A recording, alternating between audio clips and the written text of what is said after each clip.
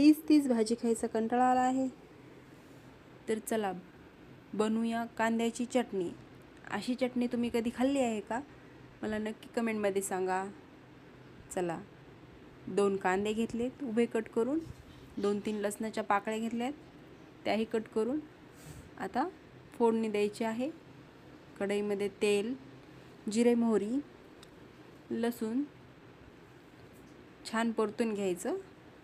त्याच्यामध्ये उभा कट करून घेतलेला कांदा टाकायचा आहे, तोही छान परतून घ्यायचा आहे. गुलाबी रंग येईपर्यंत छान तळून घ्यायचा आहे.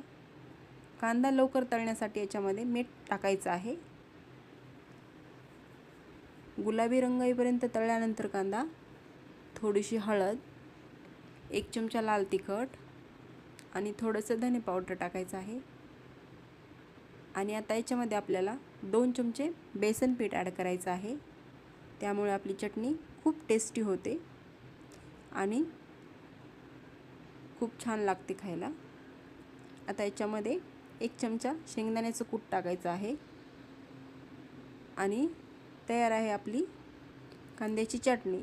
तुम्ही कधी अशी चटणी खाल्ली आहे का? नक्की सांगा. आणि आवडली असेल तर माझ्या चॅनलला लाईक, सबस्क्राईब करायला विसरू नका. आणि घरचं खा, हेल्दी राहा. ही चटणी पोळी भाजी, वरण भात, भाकरी कशासोबतही तुम्ही सर्व करू शकता.